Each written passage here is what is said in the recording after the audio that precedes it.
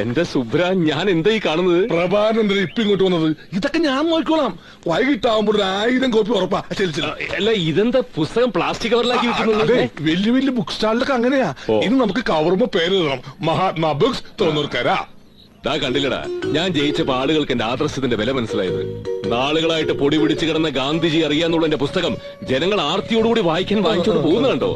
ഇനി തോന്നൂർക്കര നന്നാവും. ചേട്ടാ 2 കോപ്പി തരൂ, 1ന്റെ പൈസ നാളെ തരും. പിന്നെ ഇരട്ടി പൈസ കൊടുത്ത ആളുകൾ വാങ്ങാൻ നിൽക്കുമ്പോഴാ കടം തരുന്ന പ്രശ്നമില്ല. അങ്ങനെ പറയാതെ സുബ്ര, ഒരേ സമയത്ത് ഒരു വീട്ടിലെ 2 പേർക്ക് വായിക്കണം തോന്നിയാലോ? ഞാൻ തരാം. ബുക്ക് സ്റ്റാളിന്റെ മേലെ ഞാനാ, ഇവിടത്തെ കാര്യത്തിൽ ഇറവുണ്ടാ. നീ ഒന്നും മാറി എന്റെ സുബ്ര. ഉറങ്ങാത്ത രാത്രികൾ, സുബ്രൻ തോന്നൂർക്കര.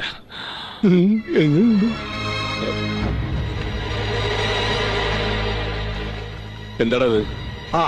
വടക്കേപ്പാട്ട് സുശീലിന്റെ ആത്മകഥ ഞാൻ എഴുതി അടുപ്പിച്ചതാ. അടുത്ത എഡിഷനിൽ ഭാഷ ഇത്തിരി ശരിയാക്കണം. അവിടെ ഇവിടെ കേട്ട് ഇത്തിരി തറയായി പോയെന്ന് പറഞ്ഞു വിമർശകര്. ഒരു ഡിജിറ്റൽ ഫീൽ ഉണ്ടാക്കാൻ ഒരു സീഡിയും. ഒരു കാലത്ത് മലയാള സിനിമ താങ്ങി നിർത്തിയ ചില സിനിമകളുടെ സീനുകൾ കൂട്ടിച്ചേർത്ത ഒരു... ഏത് ബുക്കിലാണ് ഇത് ചെയ്തതെന്ന് അറിയാമോ? സോറി, നല്ല ക്ഷമയുള്ള അഹിംസവാദി ആയതുകൊണ്ട് ഗാന്ധിജി ഇത് അഡ്ജസ്റ്റ് ചെയ്യുമെന്ന് കരുതി. നാട്ടിക്കലും നശിപ്പിച്ചു കളഞ്ഞോളാം. മോനെ, ഇവിടെ ഏതൊരു പുസ്തകം കൊടുക്കണ്ടെന്ന് കേട്ടു. ഇതാ വായിക്കാൻ കണ്ണു പിടിക്കുവോ? അത് പിന്നെ ഇത്തിരി വെള്ളെടുത്തിട്ടുണ്ടെന്നേ ഉള്ളൂ. കന്നഡ വെച്ചാ ഒരു കുഴപ്പമില്ല. സാക്ഷരതാ ക്ലാസ്സിൽ നീ എഴുത്തും വായന പഠിപ്പിച്ച ആളാ. ഒരു കോപ്പി കൊടുക്കട്ടെ? ഞാൻ എന്റെ കൈ എഴുത്ത് കോപ്പി കേട്ടാ.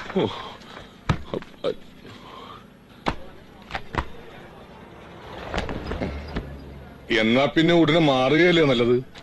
അതെ, പക്ഷെ അതിനു മുമ്പ് എനിക്ക് അവിടെ ചില കാര്യങ്ങൾ ചെയ്തു തീർക്കാനുണ്ട്. എന്താ, നിനക്ക് അമ്മാവനെ തട്ടാൻ പ്ലാൻ ഉണ്ടോ? എനിക്കൊരു കടമുണ്ടടാ, രാധയോട്. അപ്പൊ നീ അവളോടും കടം വാങ്ങിയോ? ഒരിക്കലൊരു സർവോദയ സമ്മേളനം കഴിഞ്ഞ് അച്ഛൻ വീട്ടിലേക്ക് വന്ന് കയറുമ്പോ ഒക്കെ തവളുണ്ട്. ഏതാണ്ട് ഒരു 3 വയസ്സ് പ്രായം. ആരോ കളഞ്ഞിട്ട് പോയൊരു കുഞ്ഞ. അന്ന് മുതൽ അവളും ആ വീട്ടിലൊരു ഭാഗമാണ്. ഇവരിപ്പോ ഈ ഊറ്റം കൊള്ളുന്ന പാടത്തും പറമ്പത്തും ഒക്കെ അവളും ഒരുപാട് വേർപ്പൊഴുകിയിട്ടുണ്ട്. എനിക്കൊന്നും വേണ്ട, പക്ഷെ അവൾക്ക് അർഹതപ്പെട്ടത് കിട്ടണം. എന്നിട്ട് അവൾ ആരുടെയെങ്കിലും കൂടെ ഒന്ന് ഇറക്കി വിട്ടിട്ട് വേണം എനിക്കും അമ്മയ്ക്ക് അപ്പ അവിടുന്ന് പടിയിറങ്ങാൻ. അങ്ങനെ തോന്നിയ ആളുടെ കൂടെ ഒന്നും അവളെ ഇറക്കി വിടണ്ട. അവൾക്ക് അനുരൂപനായ തറവാടിയെ തന്നെ വേണം. അതെ, അങ്ങനെ ഒരു ത്യാഗം ചെയ്യാൻ എനിക്ക് യാതൊരു ബുദ്ധിമുട്ടുമില്ല പ്രഭാകര. ഇഷ്ടായില്ല? ആയില്ല? വേണ്ട വേണ്ട പ്രഭാകര.